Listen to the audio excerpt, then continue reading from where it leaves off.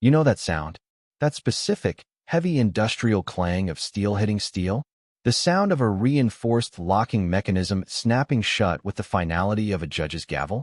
To most people, it's just a gate closing. But to me, a retired Coast Guard engineer who just wanted to fade away into a quiet life of fishing and engine repair, that sound was pure symphony. It was the opening note of a war I didn't start, but one I was absolutely going to finish.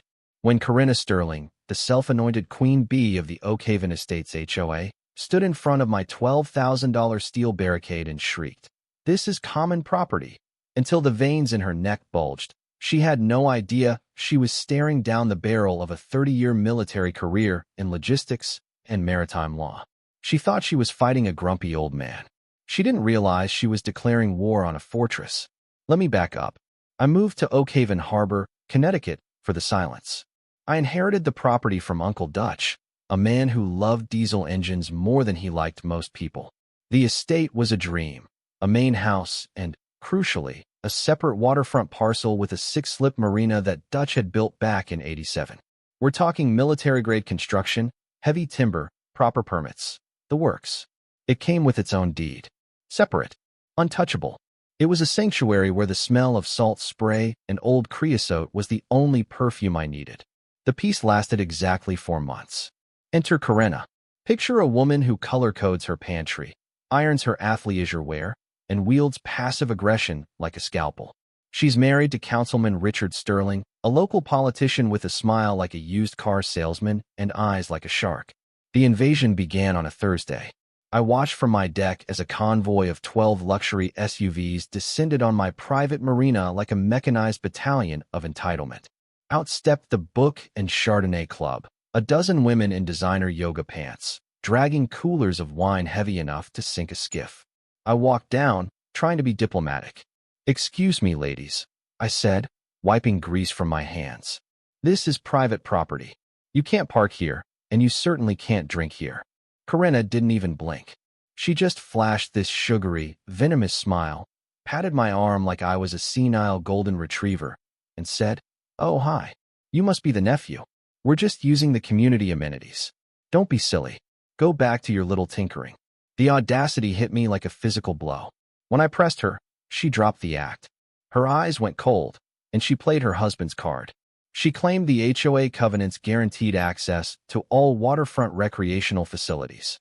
She ignored the fact that my uncle's marina predated her precious HOA by a decade. But here's the kicker, the part that really made my blood boil. It wasn't just the noise. It was the disrespect. I found out she wasn't just hosting book clubs. She was charging these women $50 a head for exclusive marina access. She was running an unlicensed commercial bar on my teak decking. Every Friday morning, I'd wake up to a disaster zone. Red wine stains soaking into the expensive wood, lipstick-smeared cups wedged between the pilings, and once, a dirty diaper left inside the hull of my restored Boston whaler. They treated my uncle's legacy like a frat house. So, I built the gate. When that steel barrier slammed shut, locking Corinna and her wine squad out, the look on her face was worth every penny. She rattled the bars like a caged animal, screaming about lawsuits and who her husband was. I just sipped my coffee and watched her melt down. But I underestimated her. I thought that would be the end of it. Instead, she went nuclear. The next morning, an official HOA complaint was taped to my door.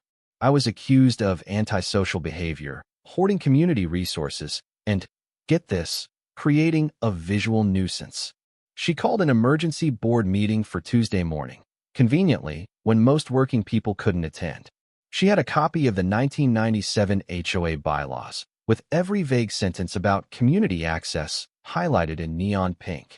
She was planning a public execution of my character. But the Coast Guard teaches you one thing: intelligence wins wars.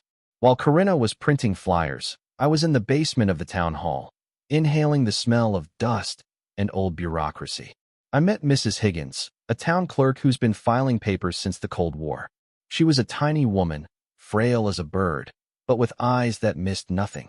She liked my manners, and she hated the Sterlings with a quiet, burning passion. "You're looking for Dutch's original permits," she said, pulling a file thick as a brick from the archives. He was smart. He filed this marina on Lot 47B. Totally separate deed. Exempt from all future association developments. Look here.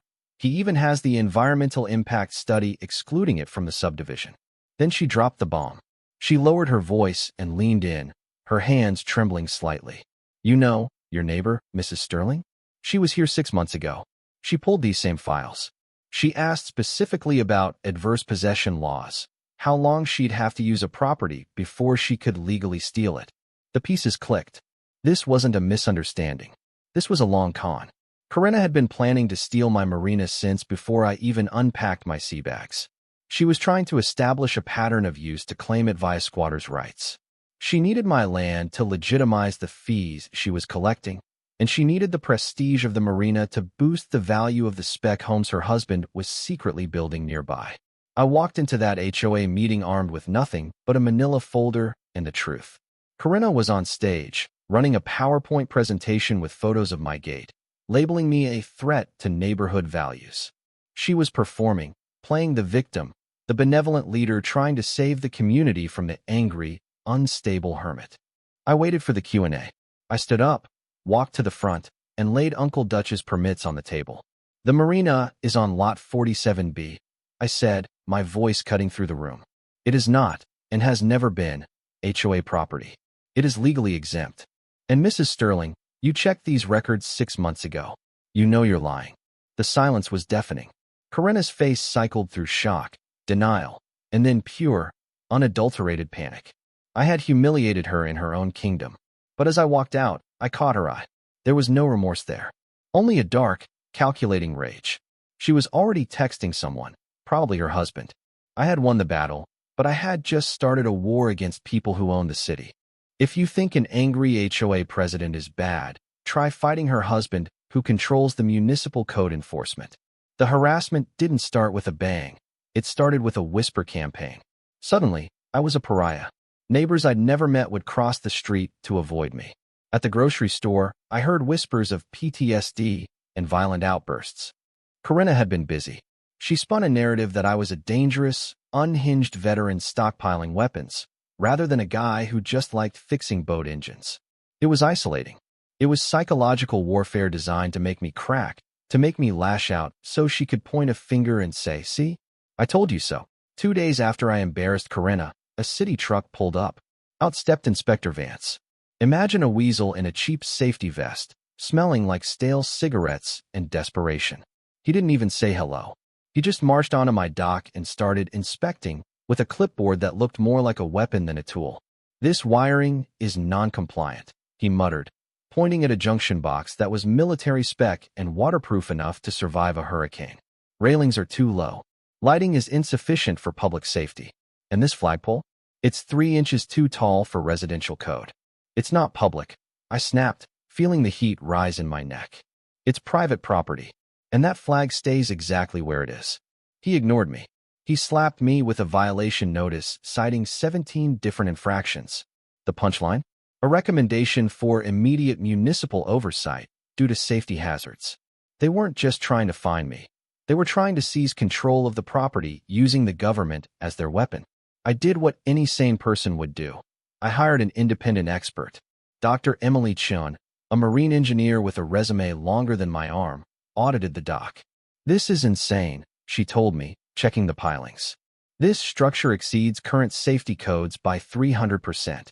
Whoever wrote these violations is either incompetent or lying. This isn't an inspection, Jack. It's a hit job." But the Sterlings were just warming up.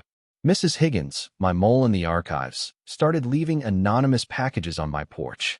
One night, I went to her house. Her dining room looked like a war room. Stacks of paper covered every surface. "You aren't the first, Jack," she said softly, pouring tea with shaking hands. "This is their business model."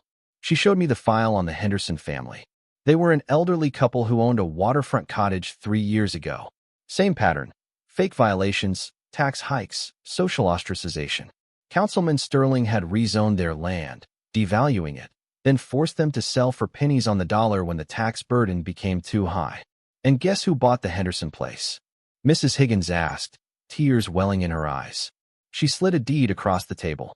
It was a shell company owned by Councilman Sterling. They drove the Hendersons to bankruptcy. Mr. Henderson had a stroke from the stress.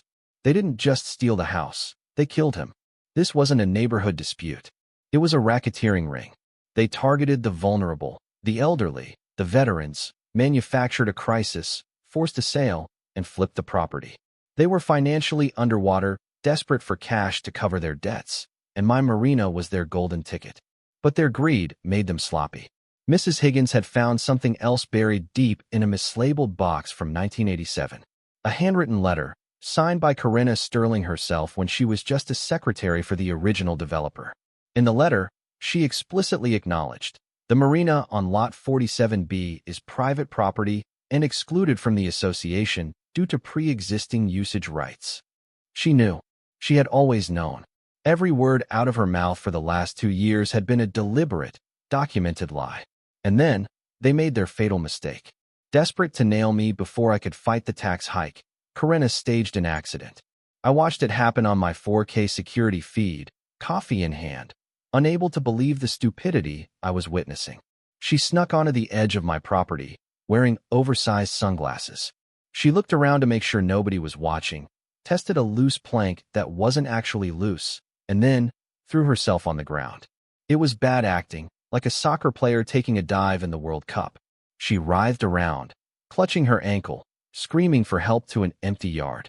She filed a lawsuit the next day, $50,000 for unsafe conditions and emotional distress. But here's where it went from local corruption to federal crime. An insurance investigator named Mike came to see me. I showed him the video. He laughed so hard he nearly choked on his coffee. She's looking right at the camera before she jumps. This is the most amateur fraud I've ever seen. Then his face got serious. He leaned in, his voice dropping to a whisper. But Jack, listen to this. He pulled out a digital recorder. She met me yesterday at a diner. She put an envelope on the table. She offered me 10 grand cash to lose any footage you might have and rule in her favor. My heart stopped. She tried to bribe an insurance investigator? Yep. Mike smiled, a predatory glint in his eye. And since this involves a fraudulent claim against a veteran's property, wire fraud, and bribery, I made a call to a friend at the FBI. They've been looking for a way to nail Sterling for years. The trap was set. Thursday night. The town hall meeting. This was it. The room was packed. Corinna had bussed in her supporters, people carrying signs that said community over greed and veterans for shared spaces, which was ironic, considering actual veterans were standing with me. She sat at the front table next to her husband, wearing a neck brace that she absolutely didn't need, looking brave and fragile. Councilman Sterling looked smug, checking his watch, ready to pass a motion to seize my property under emergency eminent domain. They didn't notice the 2 men in cheap suits standing by the back exit, blending in with the wall. They didn't notice Mrs. Higgins sitting in the front row, clutching her purse like a shield, looking like a sweet grandmother who was about to pull the pin on a grenade. And they didn't notice Maria Gonzalez, the daughter of the Hendersons, sitting in the back, wiping tears from her eyes. I walked to the microphone. The room went quiet. You could hear the hum of the air conditioning. Tonight, I started, my voice steady. We are here to discuss the Marina. But first, we need to discuss the truth. Sterling banged his gavel, the sound echoing sharply. Stick to the agenda, Mr. Sullivan, or be removed. We don't have time for your conspiracy theories. Oh, I'm on the agenda, Richard, I said. And so are you. I clicked a remote. The projector screen behind them lit up. First, the 1987 letter. Corinna's handwriting, 10 feet tall. I acknowledge Lot 47B is private. The gasp from the audience was audible. It rippled through the room like a wave. Corinna's face went white, the color draining so fast she looked like a ghost. She knew, I said, pointing a finger at her. For 30 years, she knew. She lied to you. She lied to the city. She lied to the buyers she sold homes to, promising them access she didn't own to pump up her commissions. Then, the financial records. Here is the chain of title for the Henderson property, I narrated. Seized by the city for taxes, sold to a shell company, owned by Richard Sterling. You didn't just evict them, you stole their equity. Sterling stood up, screaming, his face turning a violent shade of purple. Cut his mic. Officer, arrest this man. This is slander. I wouldn't do that, I said calmly. Because we have one more video. I played the slip and fall. On the big screen, Corinna looked around, checked her footing, and dramatically threw herself onto the deck. The room erupted. People were laughing. It wasn't polite laughter. It was the laughter of release, of realizing the emperor had no clothes. It was the sound of a community waking up. Then came the audio. The bribery attempt. Karina's voice, crystal clear over the speakers. $10,000 if you destroy the tape. Just say the camera was broken. The laughter stopped instantly. That was the sound of a felony. Councilman Sterling tried to run. He actually tried to bolt for the side door, knocking over his chair. But the two men in the back stepped forward. Badges flashed. FBI. Richard and Karina Sterling, the lead agent announced, his voice booming over the chaos. You are under arrest for racketeering, wire fraud, witness intimidation, and conspiracy to commit insurance fraud. The sight of Karina being handcuffed in her designer blazer, the neck brace making it awkward for the agents to read her rights, was an image burned into my retina forever. She was sobbing now, screaming that it was a mistake, blaming her husband. Sterling was sweating through his suit, stammering about immunity. There is no immunity for federal RICO charges. As they were dragged out, Maria Gonzalez stood up and shouted, "That's for my father." The applause that followed shook the floorboards. It lasted for 5 full minutes. The fallout was catastrophic for them. Karina took a plea deal, 18 months in federal prison and $450,000 in restitution to the family she scammed. Richard got 3 years for corruption and abuse of office. They lost everything. The house, the reputation, the pension. This Sterling name became a curse word in our town. As for the Marina, it's quiet now. I used the settlement money. Yes, I sued them back for every penny of stress they caused to set up a foundation. We run therapy fishing trips for veterans twice a week. The common property Karina fought so hard to steal is now serving the people who actually deserve it, on my terms. Mrs. Higgins? She's the new head of the Historical Society. Nobody messes with her. She walks around town like she owns the place, and honestly, she kind of does. Sometimes, late at night, I walk down to the end of the dock. I listen to the water lapping against the pilings. I look at that steel gate. It doesn't just keep people out anymore. It stands for something. It stands for the fact that you can be a little guy, you can be outnumbered, you can be outspent, but if you document everything, if you hold the line, and if you tell the truth, you can still bring the whole corrupt house of cards crashing down. But it makes you wonder, doesn't it? If I hadn't had the training, if I hadn't met Mrs. Higgins, if I hadn't had that camera, they would have won. How many other Sterlings are out there, running their little kingdoms, waiting for a victim who can't fight back? That's the scary part. But for now, the gate is locked. The fish are biting. And justice? Justice tastes a hell of a lot better than cheap Chardonnay. Thanks for watching. If you've ever had an HOA nightmare, drop it in the comments. I read them all. And remember, keep your receipts. You never know when you'll need them.